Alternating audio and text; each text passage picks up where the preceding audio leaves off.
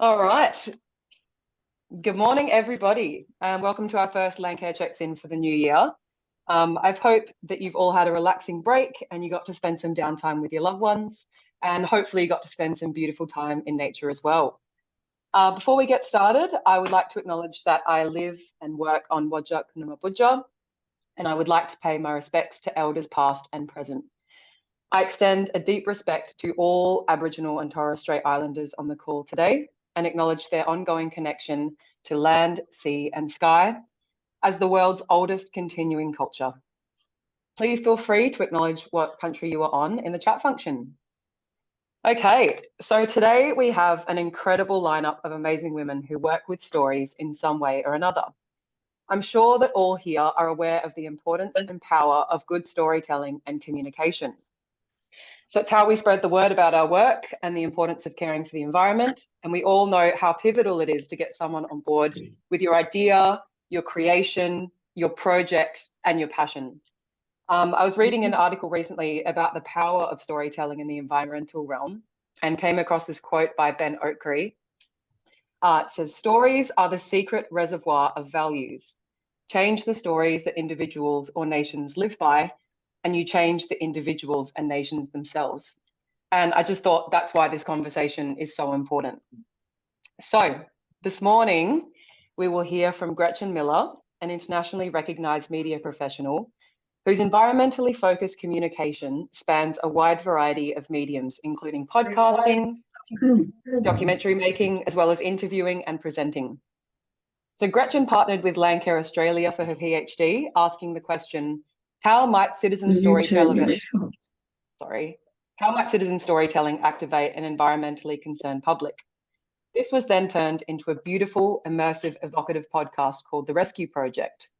We were fortunate to hear from Gretchen at our annual gathering in November last year, and I look forward to hearing her take on this discussion. Ella is the rock of Katanning Landcare. We had a laugh when I went down and visited her at her new office because I meant that she's the steadfast presence in her Landcare group, but she took it as having rocks for brains. Ella has worked as a Landcare officer for 18 years and has overseen numerous projects. She owns her own off-grid solar passive straw bale house and delivers educational talks about improving household sustainability. Katanning Landcare has been extremely successful in the securing of 3 grants from State NRM, and Ella will talk to the group's ability to capture the hearts and minds of the funding bodies. And last but not least, we've got Deb Slater-Lee from State NRM. She's worked in the ecological and the NRM space for the past 25 years. Her background is marine science with a specialty in elasmo branches, which are sharks and rays, but has since broadened her interests beyond the salty. The culmination of these experiences have given her a strong understanding of the critical role community and volunteers play in supporting conservation initiatives, and she is a passionate advocate for environmental conservation at the grassroots level. Currently, Deb is the program manager of the State NRM team, the principal funding body for WA Landcare. Deb knows a good story when she sees one and is going to walk us through the process involved in grant selection and success. So I'm going to hand over to Deb now. Thank you so much for joining us today. Thanks, guys. Hi, everyone. I am currently on Binjarab country in Mandurah, and I'm just trying to share my screen, so give me a moment. While you're doing that, Deb, I'll just acknowledge I'm Jack, the Executive Officer for WALN, and I'm here today because I love to learn about all the things that we share with our groups, and because we're always chasing funding and hope to do it better. I'd like to acknowledge our Deputy Chair, Bruce Ivers, is here with us today. G'day, Bruce. Can you guys see that screen? Mm-hmm. All right, so it's the State NRM one? Yep. If you go to slideshow, it'll fill the screen up. Yeah, no, don't do that. It's gone away, Deb.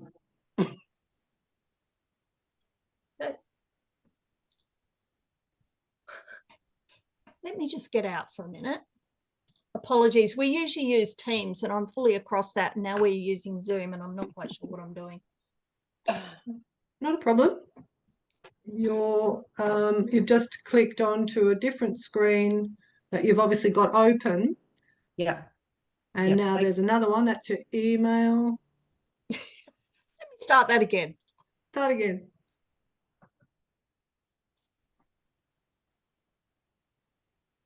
Just How's that? looking around. Can I interrupt while you're doing this? Because I'm very excited. Of course. Please. Katanning.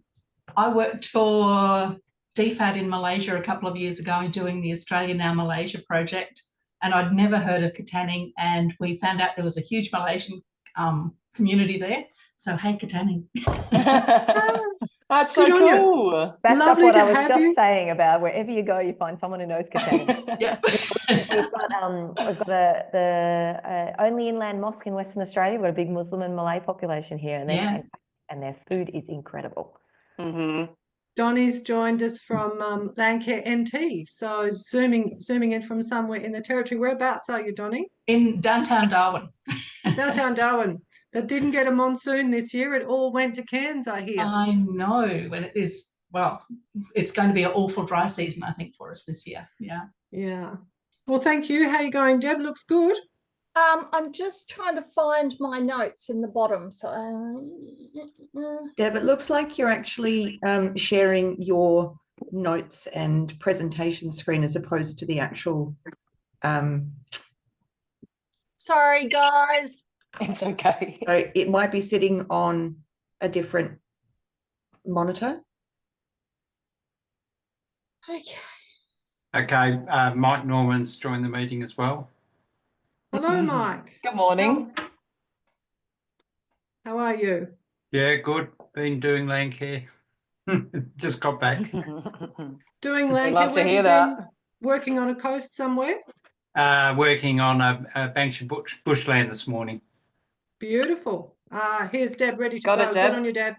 I can't get my notes. Hang on. Hang on. Wait. We do apologise. We all get to a level of conversance with this great technology, and then we throw in an updated Zoom component for Deb. And And I'm working from home as well, so I can't even like. Joe. Joe's actually my tech whiz. Joe, how should I be doing this? what if we leave you and Joe to have? There. Oh, there. There it is. Yeah, I can't see my notes though. Well, you can wing it. We know you can. No, I really need my notes. Okay. So, well, why don't we leave you behind? Yeah, this- okay, that sounds great. We'll leave you and Joe to have a phone call. Yep. And we'll pick up the conversation. We might just come across to Ella. Mm-hmm. And Ella, if you just give us a bit of background, and then we can weave back in when Deb's ready. Okay, I'll jump in now then. So where I say, as Deb previously mentioned, it no longer counts. But anyway, we can all go with that. Yeah, so thank you. For those who don't know me, so my name's Ella Mason. I've actually been a land care officer for 22 years now. But yeah, about 18 of those with Katanning Land Care.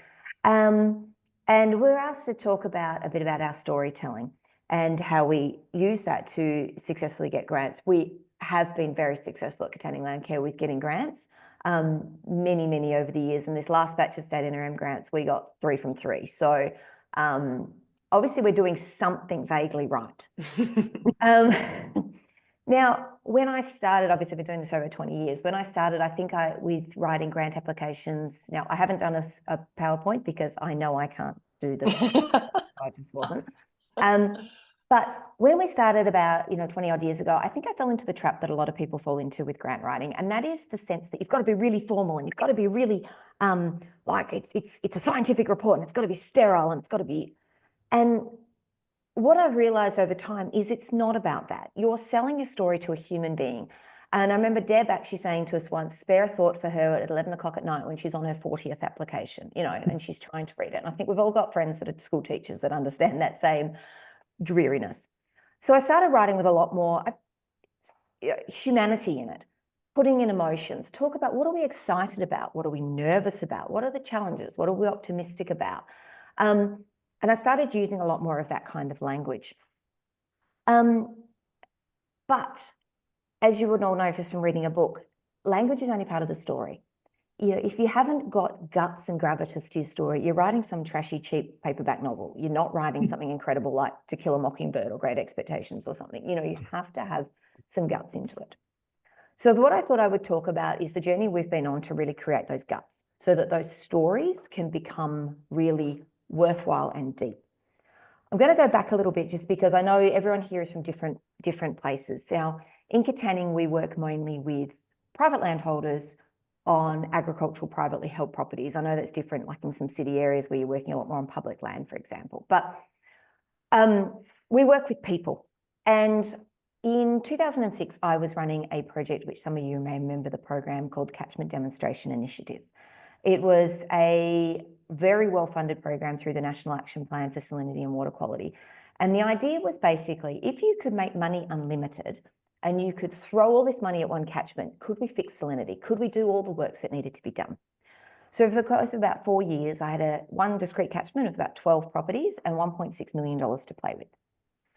We did a lot of work, a lot of on-ground work, but we also, it's not a way I would ever approach a project again because we were living in each other's pockets. The timelines were massive.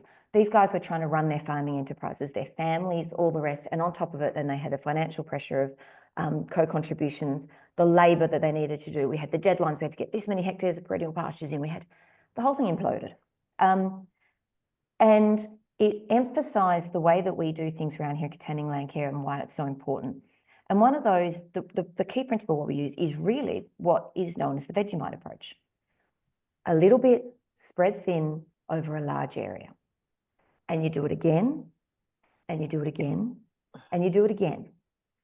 Now, having worked and lived in this space for 20 years, and Katanning Land Care has been operating for 35 years, we can see that that little bit of Vegemite builds up, builds up, builds up. And what we've created is landscape scale change. We have made actual impacts on habitat connectivity, salinity, erosion, all these environmental issues. What we also do is protected the people.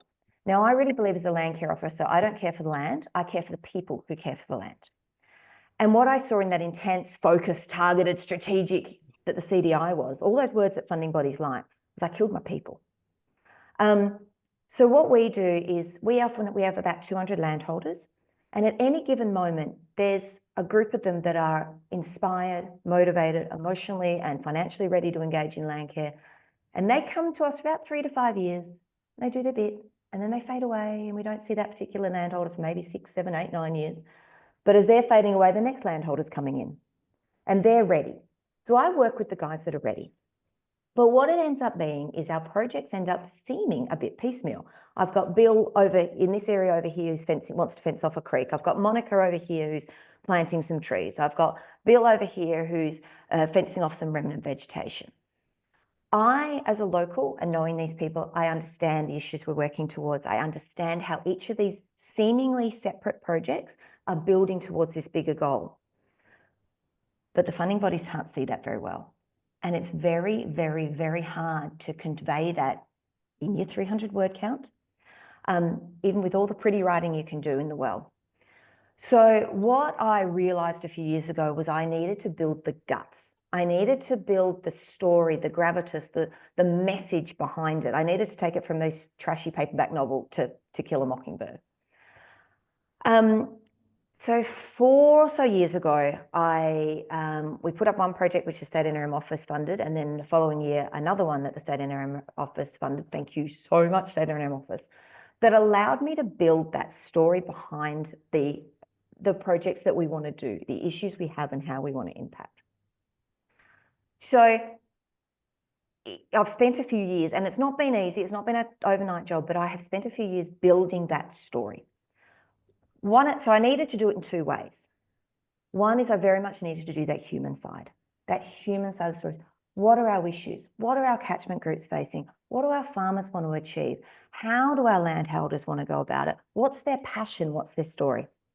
Sometimes the old ways are the best. And I went back to catchment planning. Over the last few years, we've done old school 1990s style catchment planning with 5 of my 8 catchments. I've got 3 to go. So we've actually brought people together around the table in the shearing shed. we've talked about things, we've set their visions, we've set their goals, we've documented it. We have documented it. And so we've created all these catchment plans. And so they've all got their set of their key goals that each of them have in their documents. And those sets of goals are now stuck up on the wall in our land care centre, so they can guide our staff and they can guide our committee members, and we see them every time we walk in and out of the building. That's done two things. One is incredible value in bringing people together, and I got to hear their stories, and a lot of it, I knew what they wanted to do. I knew what their issues are. I know these guys. I live with them. I've worked with them. I'm part of the community. But what if I got hit by a bus? Now those things are captured. So I've learned a lot from these guys. I found some quite nuances between the different catchment groups, some little changes, variations between them that I hadn't picked up on earlier, which was great. But what I've now got is these documents that in my grant applications, I can now refer directly to these catchment plans. So it shows how these seemingly piecemeal and perhaps disjointed projects are actually working towards these collective goals that these guys have, that are directing these issues, that are feeding into the passions that they have. So I now have, I have something meaty that I can refer back to and that we can show progress to. So that's been really, really worthwhile to do. It hasn't changed what the issues are. It hasn't changed what the interests of the farmers are. It hasn't changed what they want to work towards. What it has done is it's captured it, and it's documented it, and it's quantified it, and it's given me something gutsy to work with. The other side of it is the data side. But I want to use an example of another project that we worked on that we started in 2012, and that was called Restoring Lake Ulamata. We have we've got wetland out here, 18 k's out of town, that was hyper-eutrophic, saline, water quality had collapsed, it stank, no one went there, it was awful. And as a community, we said we need to fix this place. The project itself was complex, never been done before, had so many elements, and no funder was ever going to touch it with a 10-foot barge pole. It was too out there kind of thing. So what we did is we set it up kind of like a catchment plan. This was our vision and our goal of what we wanted to achieve at this lake. These are all the elements we needed to do. Under each of those elements became a series of different projects. And we had so many different funders because one funder here would pick up this little project here, but it was all feeding up and leading into this bigger goal. And it took 12 years, but it achieved it because we were able at every point be able to show how this was feeding up into this story. Through this documentation, we had this clear outline and vision, which is what I wanted to achieve in the catchment plan. So I've used the same sort of structure. But one of the other things, and this is going into the second part I wanted to talk about today, you know, there's that capturing that story and the why and the reason, but there's also the straight out data, the actual science, the actual biophysical, because we're actually trying to improve water quality. We're actually trying to improve environmental health. One of the things I did during the Lake Ulamata project was I went back and I found all historic water quality data for the lake itself, going back decades. And I graphed it in a very simple Excel graph. And it made a squiggly line. This squiggly line became the most important piece of powerful storytelling I had for that entire project. Because what it was able to show was how salinity was rising over the years and how it was getting worse and worse and worse, and then the impacts of our interventions and how effective we were. And I realized that in part of telling the story, you know, we're saying we want to address salinity. We're saying we want to increase habitat for the red-tailed phaskia, all these things in the catchment plans. There's any data showing that we're actually achieving it? Are we showing the impact? Now, Katanning Land Care, I think like so many other land care groups where we're under-resourced and you just go, go, go. There's data sitting in all sorts of odd places. Old data, new data. There's a project you've had where for 3 years you were really intently working on that waterway and then that project finished and you left. So one of the projects that I've got through the State NRM program called Creating and Capturing Environmental Change, which actually finishes in June, so we're coming to the end of it. One of the things in that was actually to go through and capture all these pieces, bring them together into a central database. So my surface water, groundwater, riparian health for our major waterways, bring them together into one coherent place so I can create those squiggly line graphs for anywhere in my area. So what that has come to now is over these years, I have taken it from just something that's in my head that I just know because I'm a local, to a documented set of these catchment plans, plus some documented sets of these data. So going forward into the last round of State NRM grants that have just happened, which I think Deb was going to talk about, but now she's talking after me, not for me, was a project called Catchment Plans Coming to Life. What I was able to go in with them in that project was I still was going, who are my farmers who are at that crescendo of their level of interest right now? Who are my local guys that are wanting to do stuff? And I had, I don't know, 18 properties I think I've got this project on at the moment. I was able to use those catchment plans, the development, and be able to show how it all pieced together. I'm able to take data, which I'm still working on the data set, so it wasn't fully there ready for that application, but it's coming, to show how those impacts have changes over time. What I have been able to do is by putting in the work on the sort of thing that you're easily to go, but I know that, you know that, why do I need to bother? I have now captured it, and I've got these documents that become a powerful piece of my storytelling. So now when I come into writing and you've got a box with 300 words that you're allowed to put in there and a very specific question, I'm now not just relying on my ability to wordsmith. I can now show those linkages. I can show that build up. I can show that human journey of our farmers that have come together and what they're facing and what they want to work on and why. I can show the impact of our community's work. And I have created a story that has guts below it. And it's taken probably about 4 years of solid work to really get it to that point. But I think it has helped to build our storytelling a lot. And when you add that with, you write with passion and you write with emotion and you write with humanity, it seems to be quite working, which is and as we go into this next round of State NRM grants, which we are preparing right now, this is the sort of strategy and the equipment and everything behind it that I'm going to be using. Fantastic.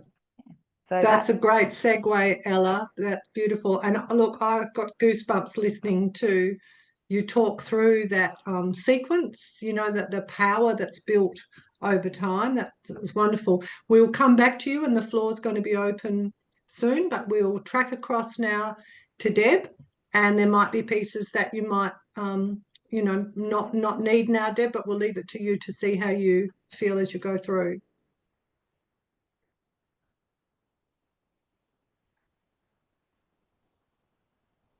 Oh, that's $20 in the Christmas jar. Unmute. We're having a good Christmas this year. I think Deb's on about $50 from this morning. Oh. I'll unmute you. Hang on.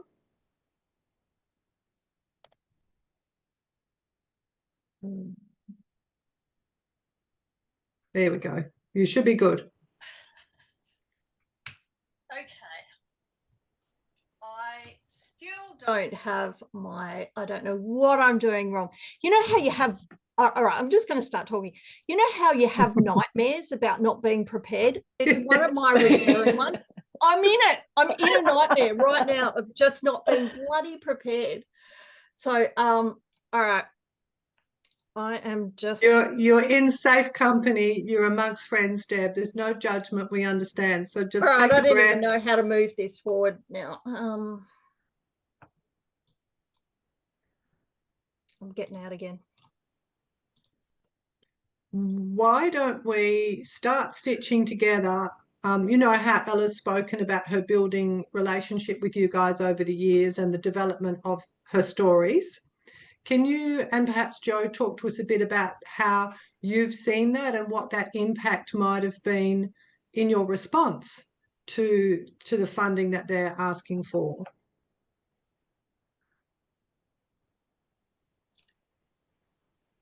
I don't know why I can't do this. Sorry, guys. I'm really sorry. I'm very happy to step in if you like and do my bit. Well, if you stop, if you want to no, stop sharing there, Deb, that will just clear Deb, the screen. You've started sharing something else. That's good. Here we go. Thank you, Gretchen. Okay. So that was super interesting, Ella, and it did sort of segue with some of the things that I wanted to talk about too, which is what I wanted to focus on was how you create a storytelling culture in your organisation. That's how I thought I could best offer you something today, having heard from Ella, being highly qualified to advise on storytelling from a funding perspective. I mean, I have in my time applied and won many a grant back in the day, but none were in this context. So if you do have questions, you know, please write them down and I'll try to answer them later on. So that might help me help you think about how to create a culture of storytelling. So what I can talk about is how to generate and make the most of stories that sit within your immediate collaborations with your Landcare members.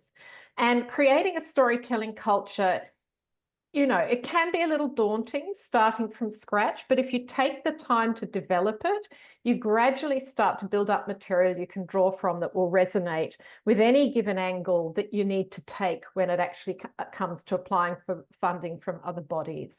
It does take a little bit of time and it does take a little bit of work, as I think Ella hinted at with her own rationalising her data.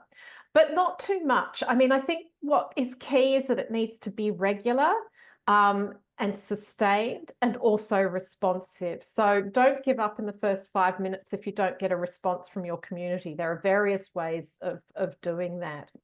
And I mean, I understand, I guess, that for all of you, pretty much everyone in the room is far too busy putting out fires, possibly literally as well as figuratively, to spend the time on this work, which can be where harnessing the efforts of professionals can be worthwhile, or just spending the time to think about the person in the office or in the community who has the inclination for stories.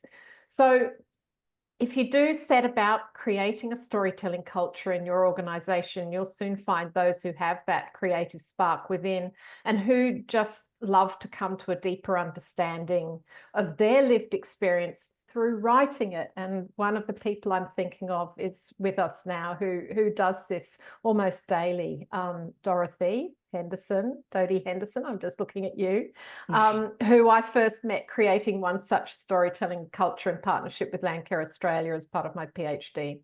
So you can do this on a really simple and organic level using social media networks. In my work, I've focused on gathering full beginning, middle, end stories, but this isn't entirely necessary. I think full stories need a space to breathe, and that takes a little bit of work, you know, perhaps setting up a website where that's possible. You have to think about where stories will be uploaded and how it'll be uploaded, whether it's by you or whether you let your storytellers do it and you moderate. And it's a process which I don't have time to go into here. So for now, I think it's more practical to focus on gathering storytelling fragments that you can use in your applications. And I think the key in both cases is to bring your people with you. So let them know that you'd appreciate their help in creating a repository of descriptive elements, say for the purposes of grant seeking and so on, which they'll understand, given it might be the difference between the work actually going ahead or not. And secondly, once they know that the storytelling has a function and a purpose, and therefore it's worth their engagement, the fun begins. And that's where you get to ask a series of what I would call seed questions that will help elicit descriptive answers from your contributors. I mean, I just did this yesterday with a group of volunteers at a women's shed, which I'm on the voluntary committee for. When they were introducing themselves, as we were all getting to know each other, we asked, well, what is it that you want from a shed and what can you bring? And we got immediately the most beautiful answers that I know we can use in grant applications, from now for the next 5 years, really. And it took a fraction of time. So, you can do the short form of that where you just have little snippets of stories that you then can use, fragments of stories that you can then use in applications to illustrate and demonstrate the human impact that Ella was talking about. So create some seed questions. And then you can quite simply start to ask those questions wherever you connect online, whether it's WhatsApp or Facebook, or in fact in person, which I'll get to shortly. So it is often quite challenging to find people who will take the moment to respond. I may be imagining it, but I think that rural communities are often hesitant to speak up and sort of stand out. And if that's the case in your environment, you don't have to worry too much about it. You can actually do this quite organically. Ask for 5 or 10 minutes of someone's time, pay them a visit for a conversation. You can do this yourself as a community leader, or there might be someone in your team who loves asking questions and has a skill set in drawing people out. But essentially what you're doing is becoming a bit of a journalist for a moment and harnessing your curiosity to draw stories out of people. So you start by writing out your starter questions, the seed questions that might elicit a response, and I'll give you some examples in a minute. Then listening to the answers and curiously asking further questions. You can record these on your phone. You can then download and transcribe these in a click these days. It takes seconds. But I find if you can't do that, you know, if that's a lot of work going out to visit people, then when there's a project going on in the field, if people are gathering to do something practical, fieldwork research or restoration work, that is an absolutely brilliant place to go and gather these story fragments. It's when people are most connected to the driving purpose of the work. They're grounded, literally, they're relaxed, they're in the middle of doing the important stuff they're passionate about in a place which hopefully makes them happy, and they're open to reflection. And I've done this time and again in my journalism, just gone to a place where people are working and just asked the curious question and recorded it on my phone. And you just get the most beautiful things out of people when you're on location doing the work. Now, the questions themselves should be curious. They should be lateral. They should aim to capture lived human experience. They don't need to be complicated. And they kind of depend on the nature of the person you're asking. So it's hard for me to give a demonstration, but like we're at the moment doing a bit of field work right here and now in a sense about storytelling. So if I was, you know, to get a bit meta and think about this moment, if we were applying for a grant together to get more funding for storytelling workshops, I might ask you, why does storytelling matter to you enough that you'd spend this time attending this meeting on Zoom today, an hour out of your busy day? When did you first realize that telling stories was something you personally might be able to do? When you're writing, what does that feel like? What do you think about? What kind of mental space do you occupy? Like, what's the feeling of getting the right word under your fingertips? What do you struggle with?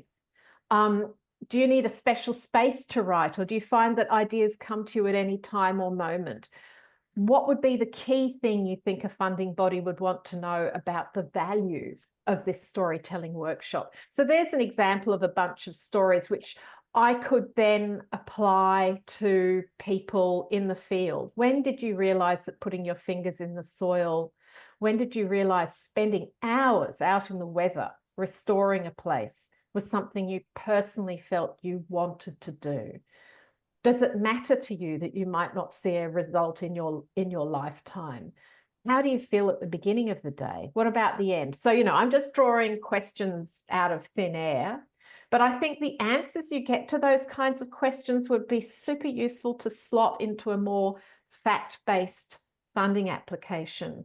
They may well wake the assessor up from the dreariness of the facts and figures about disasters. I mean, I could be wrong, but I don't think so. If you can weave that into your application, then you are giving the assessor something to hang on to, something to make them feel that they're, you know, a group of humans is doing this work, and this group of humans really cares.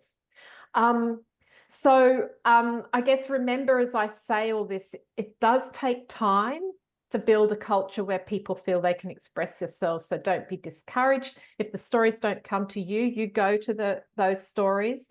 But one of the things that helps in building that culture is not forgetting to acknowledge the storytellers for their work, like to really read what they've said or listen to what they've said and make them feel that not only can they express themselves, but they're genuinely being heard. Thank them in a meaningful way, ask a follow-up question, or just appreciate the novelty of their insights. And I think that storytelling is an act of generosity. I mean, it's an act of generosity from you to ask people to share their thoughts, and you have the time to listen to them. But also, most importantly, it's your storytellers who are being generous here, who have shared a little bit of their personal world with you. So it's very important to love them up, I guess, to make them feel like you've really noticed them, and notice that they're sharing with people. Notice that they're sharing with people who are listening, who find value in them, in their work, and their storying of their work. So I don't know how much time I have left, maybe not much. I was going to talk a little bit about having a hook. Make sure that your story doesn't start with, I am applying for funding to do. I mean, I am applying for funding to XYZ. They're just each one of those words is incredibly boring. A grammarian would be able to break down why and what they are, but none of them is inspiring. Start with something astonishing about the project. Tree kangaroos in the Atherton tablelands are going blind, for example. Now that happens to be a fact, but it's also a really good, sharp statement that makes you go, okay, this is important. Research by X, Y, and Z has already established that a rapidly changing microclimate is weakening immune systems and causing viral infections. Successful funding will allow us to further this research by blah, blah, blah. And then you might insert a quote from one of your kangaroo carers who says, this has been the most important of my life's work. When I realized that the tree kangaroos were actually blind, I gave up everything to set up a rescue centre. You know, you get to the point very quickly, the most interesting point first, expand the facts as you go. And then I think this ties in a little bit with what Ella was saying, tie the past and the future together.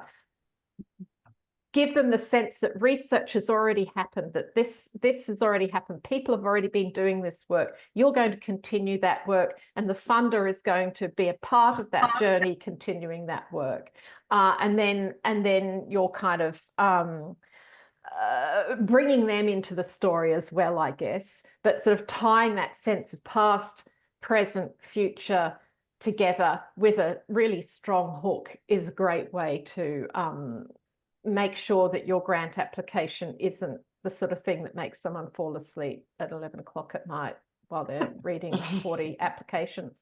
I've probably run out of time there, but you know, there's plenty more to say, but if you like, we can try and get back to Deb. I don't know. Yeah, no, that was fabulous, Gretchen, and thank you for your flexibility in popping, you know, changing the order around. That was marvelous. Yeah, of course. Sorry to be a bit rushed, but I realised I sort of had to get through it. I hope that was helpful, and I can share my draft of that writing and a few other things if people want it. Terrific. They will go out in our happy bundle that we send out afterwards. So we'll come back to you and Ella shortly with our questions, but we're going to move across to Deb, who has all our love and support and best wishes for next steps. Here we go. Thank you so much. Thank you for your patience, guys. I wasn't kidding when I said I have nightmares about this stuff. So I'm living my nightmare right now. But what we've got a little bit of a workaround. Liz is actually sharing her screen, and I'm going to be doing a finger up to say changing the screen. And then I'm going to talk to my notes. Does everyone like my earrings? What are they? Bin chickens. I love them. I love bin chickens. Next one, Liz. Okay, what is storytelling? So one of the things I really want to push through this presentation today is that storytelling actually is all about imagination. When you write your application, you're actually asking the reader to imagine the scene you're setting, the problems you're describing, solutions you're proposing to fix the said problem. It is a core human experience and how we all shape the world around us, even if you don't think you do. This next one. So why does storytelling matter? One of the main reasons is that grants are competitive. They are really competitive. Storytelling is the secret to elevating your application above others. So storytelling emerges as the powerful tool that can set your proposal apart from the rest. Data and statistics, they're important, but they often fail to resonate on a personal level with the assessors. So storytelling allows you to weave a narrative that not only highlights the significance of your project, but also connects emotionally with the reader. So these are some of the things that I've actually heard. Writing stories, it's not my thing. I'm a scientist, not a novelist. All the facts are there. What else do they want?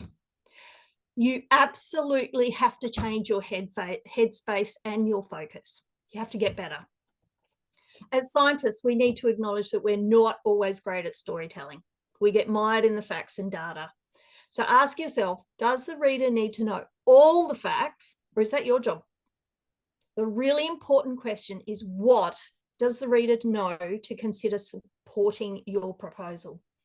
Do they need to know the taxonomic name of every species in your project scope, or would identifying just an ecological community suffice? Thanks, Liz. So who's your audience? You are actually writing for the assessment panel. That's all you need to convince. It doesn't matter about anything else. You need to convince them that your proposal is actually worth being funded. Making assumptions about a reader's knowledge is fraught with the risk of not being funded. So ask yourself, how would you write for a diverse group of people with a wide range of skills, knowledge, and experience who may know a little bit about your group, site, project, or absolutely nothing at all? Even if they do know something about the project content, you're competing with other applications, often of a very similar nature. So what sets your application apart from, and most importantly, above others? Liz? So how do you tell a story? There are practical steps that will help shape your story, but these alone will not get you over the line. Now, we are emotional creatures as humans. Even if you think you're not particularly subject to this pesky infliction of emotion, you will need to dig deeper and challenge yourself to get to the emotional core of why we do what we do. This is the secret to storytelling and engaging your reader.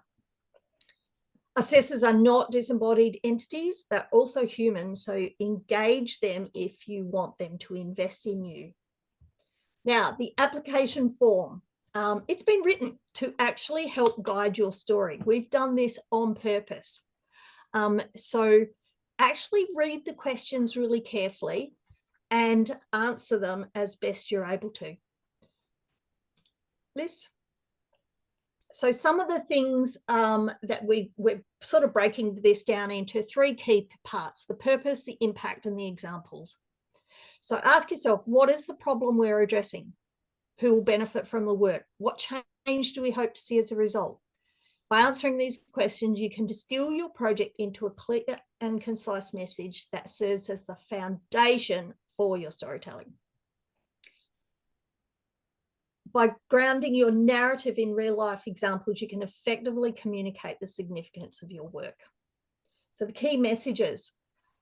If you're telling a story that you really care about, and I don't think there's a single one of us in this space that isn't, it can be really hard to choose the critical key points.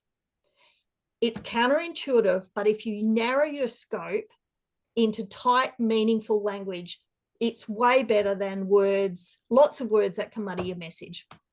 Lots of people, we see lots of applications that include every detail, and you end up losing the flow of the story and you overwhelm your reader with facts that dilute your main points. So here's an example. Now, cue NCIS music. Names have been altered to protect the innocent.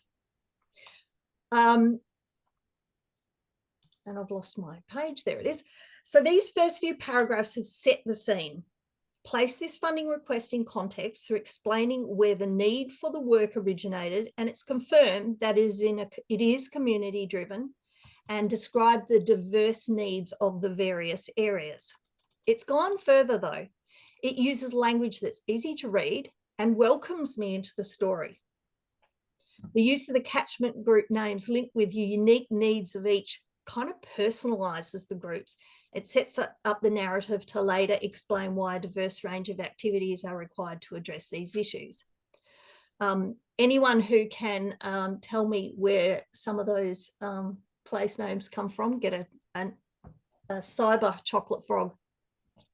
So in only 2 short sentences, this intro has engaged me, and it's given me early confidence that the project is well planned and grounded in a clear need. So every good story has a challenge that needs to overcome, and this is where you highlight the urgency of the project. Describe the obstacle faced, how your organisation is uniquely positioned to address these issues. You frame your project as a solution to a pressing problem. Create a sense of purpose that resonates with the reader, because ultimately they are looking for impactful initiatives to support.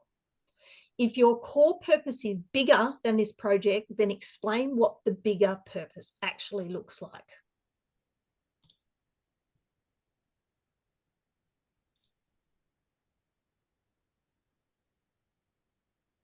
So we've got another example here. So this paragraph has developed the story some more. It's explained how the project builds on previous efforts, and it emphasises the successful delivery of previous grants. So that gives us some confidence again. It outlines the key deliverables, seedlings and fencing. It provides an example of why the need for this work is critical. It evidences with data and stats scattered throughout the narrative, and then it identifies the ultimate end goal, the outcome. And I've included the last sentence just as an example of how the application then goes on to start breaking down how they will achieve these goals.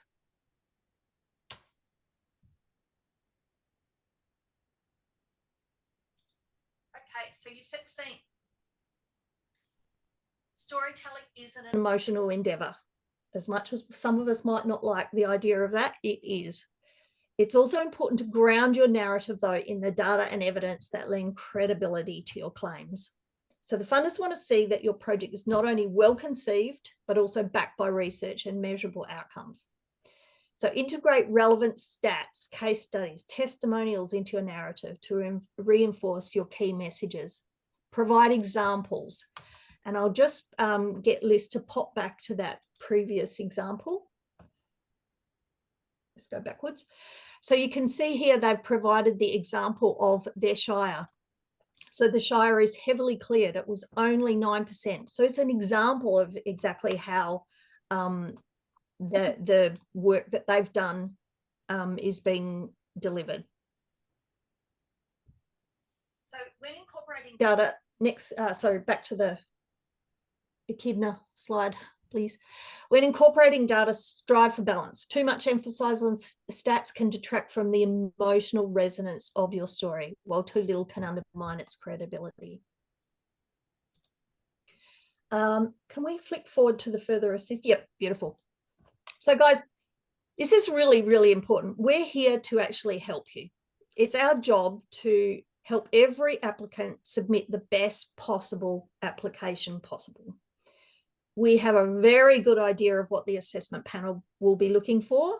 I'm on the large panel and Joe's actually on the small panel. So, you know, as assessors, we have a really good sense of what we're looking for. I'm just watching a webinar at the moment and I can't put earphones in. Rose, thanks, Rosemary. Okay, so we have an idea, including what their bugbears are, and we can help guide you around these. We also know the guidelines very, very well. After all, we wrote them. So sometimes we can suggest workarounds for parts of your application that you're not sure of. For instance, I had a conversation only yesterday about someone who is trying to do some work in a fire-affected area. The owners were really keen to use the loss as a way to rethink their property layout. However, one of the things they wanted was boundary fences, and it's actually illegal for us to fund boundary fences. However, if you bring that boundary fence in 30 metres from the official boundary and sacrifice land is revegetated with native veg to build a wildlife corridor, this can be considered. And that's not actually something that this person was aware of. It is actually in the guidelines, but it's in the back towards some of the practicalities of various activities. So the takeaway from this is we can't help you if you don't engage us.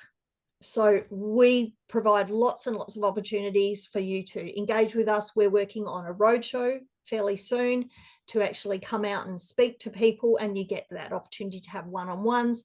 We also have our Setmore system, which you can do video hookups. But it's our job. It's our job to actually help you do this. So please take advantage of it. All right. Thank you again for your patience in my technical inabilities, and yeah, really happy to work with Gretchen and Ella to answer any questions. Thanks. Thank you so much, Deb. That was fantastic. Thank you, Jack. That was so illuminating, Deb, as well. It almost worked really well actually having you at the end to put that practical structure to Ella and Gretchen's stories. It actually worked perfectly. Honestly, though, I could listen to you three talk for another couple of hours, I think, just learning so much about that more structural element of storytelling and how important it is. It's fantastic. So should we open up the floor? Has anybody got any questions or any stories or ideas they'd like to workshop with Gretchen or Ella or Deb? What are we thinking? It's been a lot to take in, and it takes a bit of courage to jump in with a comment or a question, but you don't have to doesn't have to be ground shaking. Oh, looks like Bruce is unmuted. Bruce, our deputy chair. Hello, Bruce. Have you got a question? I have a question, but first, thank you, all three of you, for fabulous presentations. It was really wonderful to hear. Ella, well done for all the work you're doing down in Katanning. As a former Kojonupian, I am around the corner from you and love to see all the great things you've done. How many projects do you run at one time? And I have a reason for asking this question, because in order to be able to fund somebody who's doing the work that you do, and your work is fabulous. I think it is such a shame that we have lost so many land care coordinators from the wheat belt. But the big question is, how do you fund it? And is that something you can do through having a number of projects on the go at once? And if so, how many? Yeah, thanks for that question. Yeah, the loss of land care officers out here is just awful. We used to have one in every town, and now we're really an isolated little island out here, which makes a big difference in terms of that collaboration and the teamwork and the sharing, as well as what's actually happening in protecting our environment. Number of projects on a go at once. Yes. How long's a piece of string? Yes, we always have multiple projects on the go at once. You sort of, because resourcing is so tight that you actually need those economies of scale to be able to afford anything.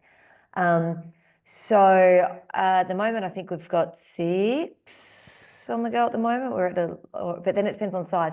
There was one point probably about 12 years ago, something like that. I think we were running 30. And at that point I said, I think I need another staff member, please. But they were much smaller projects. So it does jump around. At the moment, we've got 2 large State NRM projects running. We've got 2 small. We've just finished up another couple. We've got an FRRR project running at the moment as well. sort of, yeah, about 6 at the moment. But yeah, it does take the economies of scale because funding is so tight. And we realise now with losing so many of our neighbours in our land care groups, we're actually starting to sort of almost pick up the need and service the neighbours too, which makes our demand even bigger, which is just puts more pressure on too. Yeah, thanks, Ella. Does anybody else have anything they want to add? Yeah, Mike here. With good storytelling, some grants are going to get up and others won't get up, which again reminds us there's actually not enough money for all the groups. I mean, it sounds like it's competitive between groups who've all got good projects, and you know, I've put in for state NRM grants and I've been told, sorry, it's oversubscribed. So it just does remind me with the federal and state elections coming up, I'm taking action to speak to some of the candidates about the lack of funding for land care and various other things like the EPBC Act, etc. So there is the opportunity for everybody to remind politicians that it's not. I mean, all the funding seems to be headed for submarines and healthcare system and everything. I don't hear much about land care at all. So it's an opportunity for everybody to remind those that want to be in power that we do need some of these projects funded if we're going to have a healthy environment. Thanks, Absolutely. And Mike. I do have an independent candidate for our area coming down to join our Coast Care session tomorrow, and I'll use that as an opportunity to explain to him some of the things that I feel are very deficient. That's fantastic. Yeah, and we've got a session coming up. You'll get some emails about that in the next couple of days, a bit of an open floor with some pollies, but we won't get off the track. I'd like to direct that question in the chat to you, Gretchen, if you can see it there. It was about telling land care stories to a wider audience outside of the funding and reporting process. Yeah. Okay, so I had to think about this because, yeah, I think the thing is that the one story can be told in various different ways. So you can rewrite the same story with a different hook, depending on who your audience is. You might not always be telling your story to funding bodies. You might be trying to influence local high school students, or you might be talking to Robin Williams on the Science Show and his audience on the ABC. You might be talking to other researchers. You might be talking to a breakfast radio audience, and all of those people will have a different emphasis on what they want to hear and how they want to hear it. So it's actually super important to have the sort of the core of your story and then understand what each audience might be most orientated towards, what will excite them, inspire them, lead them to be invested, maybe lead them to write a letter of support for your organization or get involved as a researcher. You have to do this thing called code switching to tell your story in different ways accordingly. Just like, say, you don't swear in front of your grandparents, but you can have a very sweary conversation with your kids. That's called code switching. And a part of code switching is actually being attuned not only to the story within your organization, but attuned to the listener. And I think a lot of us do find it hard to listen to other people and to actually pay attention to what matters to them. But I think that's a critical element in both telling stories and gathering stories, is you need to be able to attend to the other person, the receiver, rather than just hammering them with the same thing that you tell everybody when you meet them on the street. So I think you can multi-purpose your stories basically, and just be attentive to what the listener might want to hear. Can I ask as well, Gretchen? Yes. I feel like that question from Dodie lends a lot to the rescue project. Yes. And I just wanted to ask how the community reception was for that, and if you've got any good examples of any comments from people or. Oh, yeah. Well, look, I mean, I guess what I have tried to do, and I used to be able to do this at the ABC with an enormous kind of group of people who became quite committed to the project, is just build conversations. So encourage people to speak to each other. Say, oh, your story reminds me of so-and-so's story. And actually, now I think I've lost the gist of your question, but I think the main, remind me what it is that you want to. I think just talking to Dodie's question, Yes. I was just asking you how, because I feel like your work is a how very people practical responded. example of that. Yeah. So how was the community response to the rescue project? Like, did you find that it was successful, that it generated a big emotional response, or? I think with that one, it was quite hard because I didn't get quite the amount of public support that maybe Landcare needed to give the project, like to bounce it back out to people. But I found, so Landcare in a way needed to also support the people who contributed their stories that Landcare itself could draw from by encouraging conversation between people. So I think, I mean, certainly, you know, in all of these stories, I develop relationships with particular storytellers, and Dodie is one of them. You know, we've stayed in touch since then. I admire her storytelling enormously. And that's part of finding the sympathetic soul, I guess. But gosh, yeah, I have some extraordinary responses from people with similar public storytelling projects that I did with the ABC that just made the whole thing worthwhile. Most people think about themselves a lot, you know, so they find it hard. That's why I emphasized, if you want to create a culture of storytelling, you also have to create a culture of listening, and that starts with you. That starts with you modeling how you want other people to listen to the stories that they're hearing, and then go, oh wow. And that is often about drawing people together and saying, oh, so-and-so, did you see so-and-so else's story? I think there's a connection there. And then you build up conversations. But as I say, that takes work. And that's okay. It doesn't take much work, actually, but it just takes that generous gesture of listening genuinely and saying, I see the connections here, let's bring you together, or thank you so much for that, I'm going to use that in this way, or yeah. So I did send my PhD round to everybody, but I think they were all just like, what the hell, you know, PhDs are a particular thing. Yes, what is this book I've been sent? Yes, exactly. Yeah. Oh, that's brilliant. It's what we see when landcarers get together is you've got to keep ringing the bell to get them to focus, because they get together and they love to talk and share stories and share experience and share practice learnings, and they're always so time pressured, you know, and that kind of comes us back to Mike's piece. And I want to say to him that I'm going to be using the storytelling methodology as appropriate in different settings with the politicians, because they're people too, and we've got to use those hooks with them. And you know, might sound horrible, but I like to find out if they've got children, because then we talk to them about the future, you know, of what they're invested in, and you know, where they need to look beyond the politics for today and try to look at least one generation ahead or two generations ahead when they're making their decisions and commitments about taking things forward. So, yeah. I think that's a really good point. And again, that is about you as a person who wants to tell a story and to continue telling that story via funding, is working out what that politician wants to hear and making them, which is, you know, I mean, that's just the fact of the matter. What does that politician want to hear? I guess that politician may also want buy-in.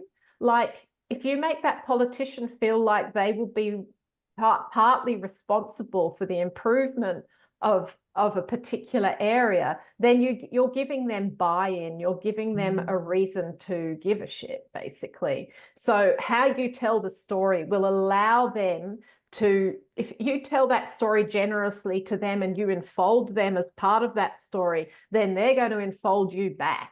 And so rather than treating them as the enemy, and God knows we're all very frustrated with all of them, try to enfold them and make them feel like they belong to this this story as well, and you might be surprised. I mean, I can't guarantee it. They're a peculiar group, but I think one of the secrets as well. Sorry, Gretchen. Yes, go on. One of the secrets as well is finding out what government priorities are, because that'll give you part of that hook. If they are interested in jobs and regional efforts, then actually shape your story around that. So you can say NRM or Landcare actually employs XYZ and in regional areas, and that fits really beautifully in with the government's priority right now, blah blah blah blah. I just also wanted to make a point, Dotty's question around the storytelling outside of funding and reporting, but it actually occurred to me that storytelling is also really important in reporting. When you're reading lots of reports, if it's a great story, it's a lovely thing to do. and we often share really good reports amongst our team to say, check out this report, this is a cracker. It just helps to cement your reputation as a really good deliverer of NRM activities or Landcare activities. And that also allows NRM to then build that into its own narrative. Look what we've successfully funded, give us more funding so we can keep funding there, right? Yeah. Yeah, and that's important. So everybody's helping each other. Yep. Jax, it occurs to me as well, you asked me to do something which I failed to do because I got distracted with having problems with the tech. But I really wanted to draw everyone's attention to the new guidelines this year, and you will note that there has been some increases in the amounts available for various activities, including coordination, admin, on costs, etc. So I encourage you to all go in and have a closer look at the guidelines.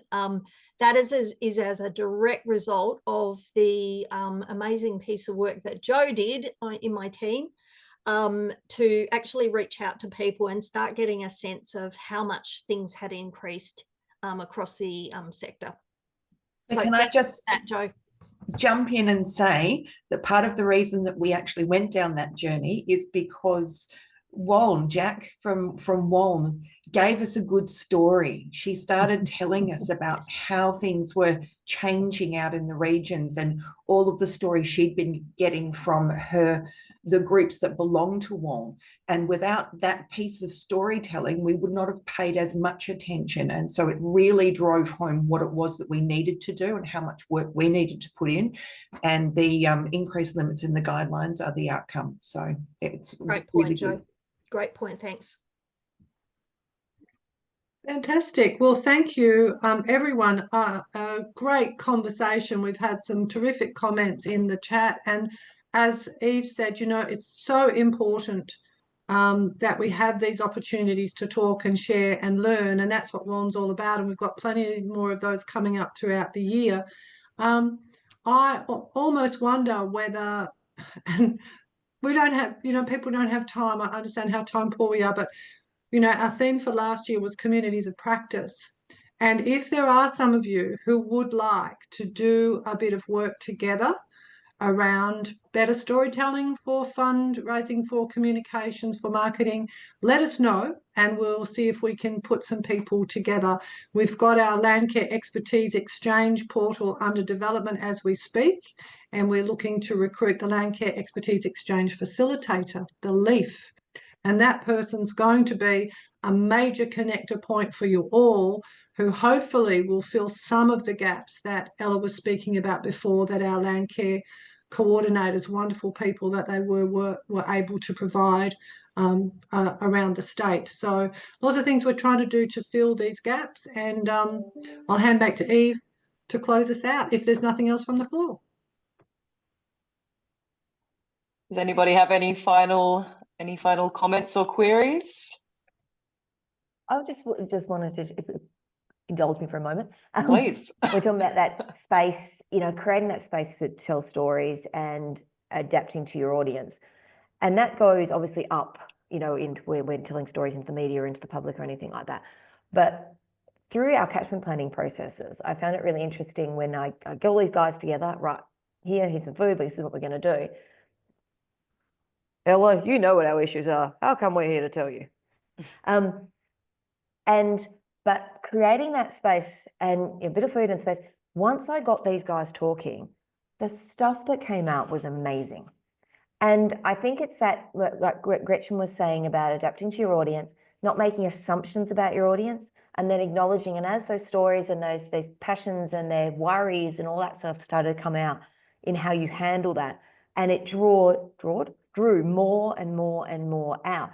And, you know, so it starts off awkward, but you've got to get through that awkwardness, and then you get the real great stuff because you allow that time and that space for those conversations to happen. And sometimes we just have to sort of get over our discomfort or ourselves a little bit in order to do that. Yeah, thank you, Ella. That's like the perfect way to conclude today, I think. Yeah, at the end of the day, I guess we're all just people trying to connect, really, aren't we? That's what it all comes down to. So yes, thank you again, everybody, for spending your morning with us today. It's been such a fantastic discussion.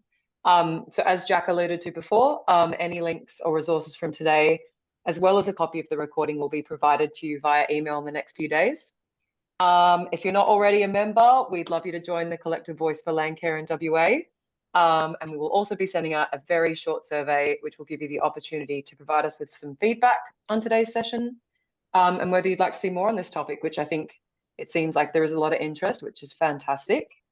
And lastly, we have our first Landcare Build Skills for the year next week, which is a presentation and workshop from the Institute of Community Directors about the 7 pillars of funding and how to diversify your income stream.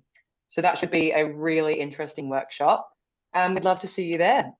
So thank you everyone so much for coming, and have a lovely week. Thank you. Thanks. Thank you.